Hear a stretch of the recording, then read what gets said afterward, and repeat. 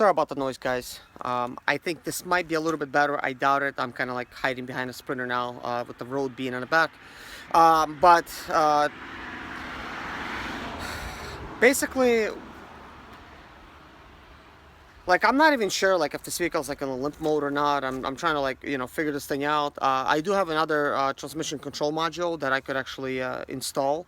So if the wiring maybe got disconnected, then of course it's going to give that type of problem. One thing's for sure, I do want to take a look at the transmission control module itself and to see if any pin connectors are really like oily and whatnot. And then of course it's going to cause this issue with the transmission control module not being recognized.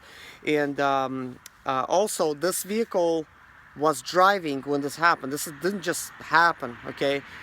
Something must have happened to the transmission control module to where a lost communication while the person was driving, and that's it. The vehicle was just not come back on anymore. And sometimes it could just be as simple as a crankshaft position sensor just need to be replaced, and it's gonna cut on just fine. But obviously in this situation it was replaced twice, and it did not solve the issue.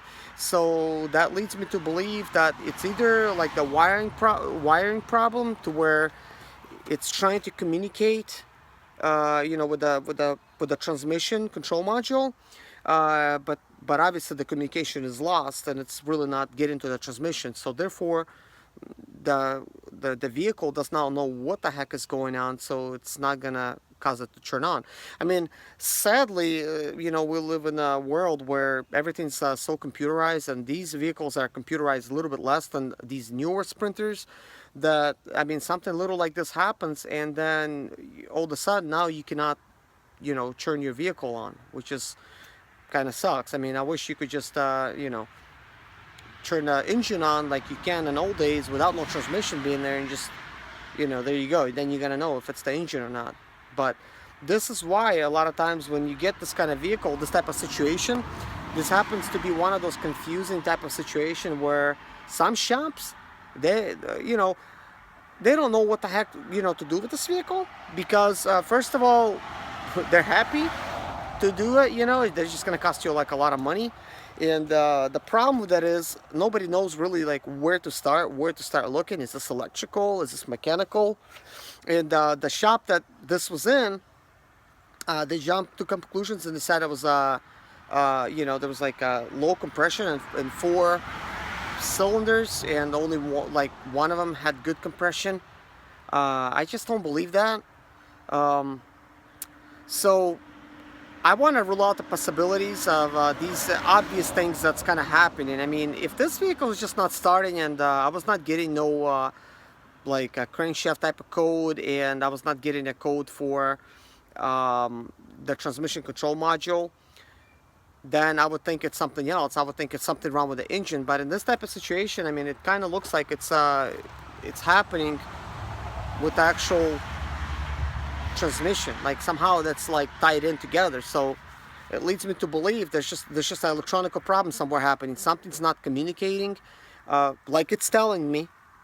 This is why it's not starting. I just don't think it's a mechanical issue with an engine itself. The engine itself might be fine. This is why I'm not gonna jump to conclusions and just go ahead and replace a bunch of stuff. It's kind of good that I actually use the computer to try to figure out a little bit more inside, kind of like what the heck is going on.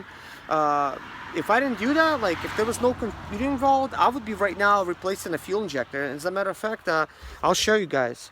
I already got prepared basically, and I already I have a brand new fuel injector here.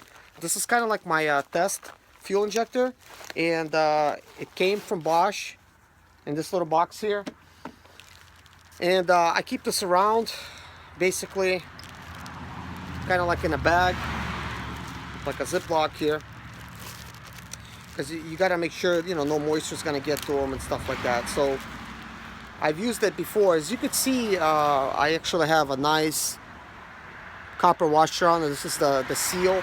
And this injector, it's perfectly fine. At least it was fine when I actually removed it. I paid good money for this. I think like nearly $400 for this fuel injector. And you know, I had this installed on my other Sprinter when I had a situation kind of like similar to this, where the vehicle just would not start, and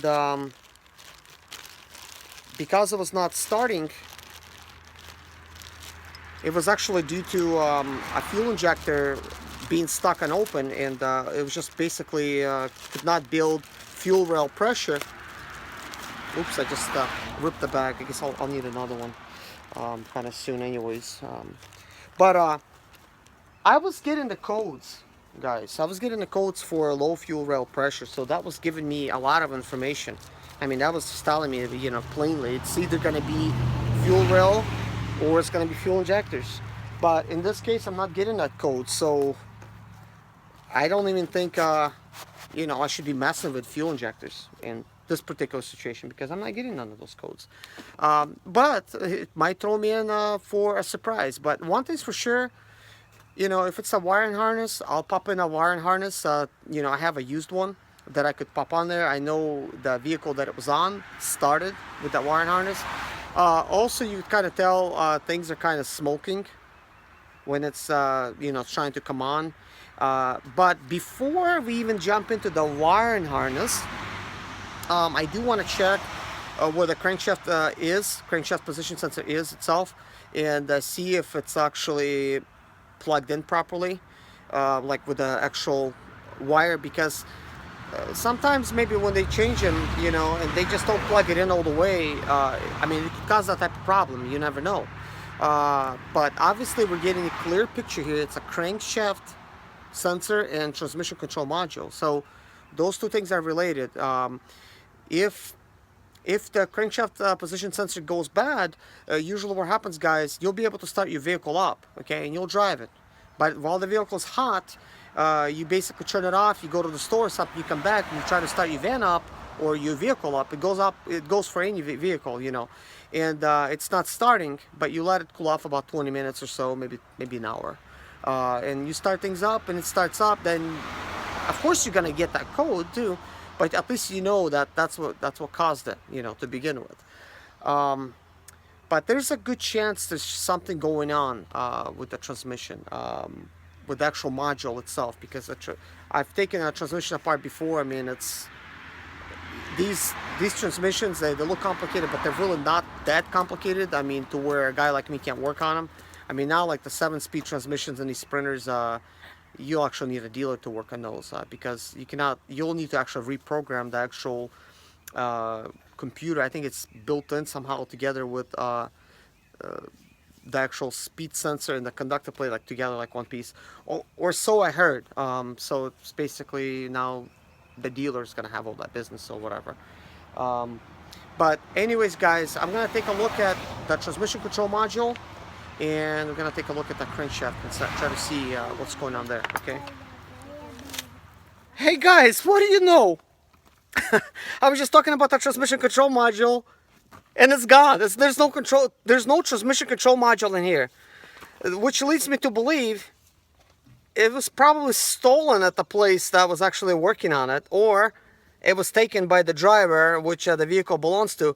Either way, nobody said nothing about it, and like I said, it has to do with the transmission control module. The communication was lost, so, you know, let's install it and see what the heck happens, because I actually have a spare one that I could actually install, but I'm happy to say that it's gone. Let me show you kind of, guys, where it's. So I'm gonna go grab transmission control module, install it. We're gonna try starting it again. Guys, here's a used transmission control module that I have actually out of my parts Sprinter. You've probably seen this before in one of my videos. This is not the one from this one. I actually had that as a spare. So I'm gonna pop this baby in, and we're gonna find out what's gonna happen now. Guys, the transmission module is installed. Let's see what's gonna happen. I don't know. Will it start or will it not start? So who knows? I don't know.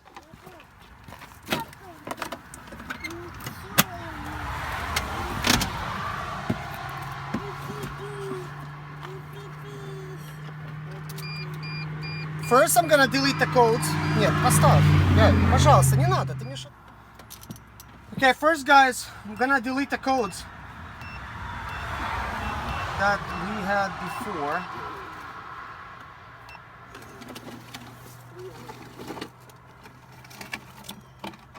gonna run the codes, connect it with the vehicle, and I'm gonna erase them. Erase the codes.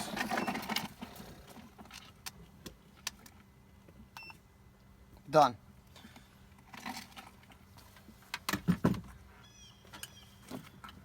Okay, now twist that off, turn it on.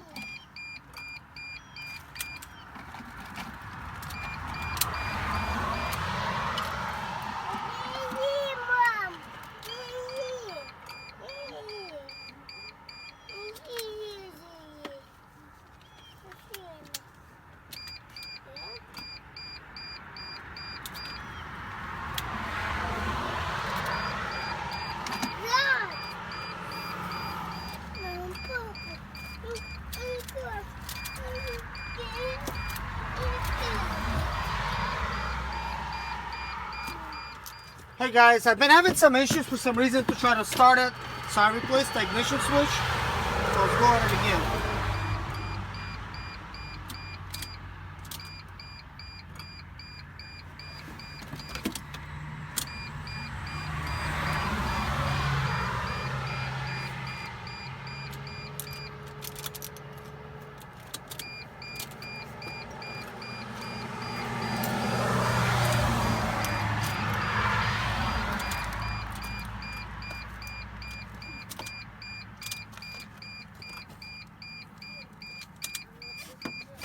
What's strange is nothing is happening.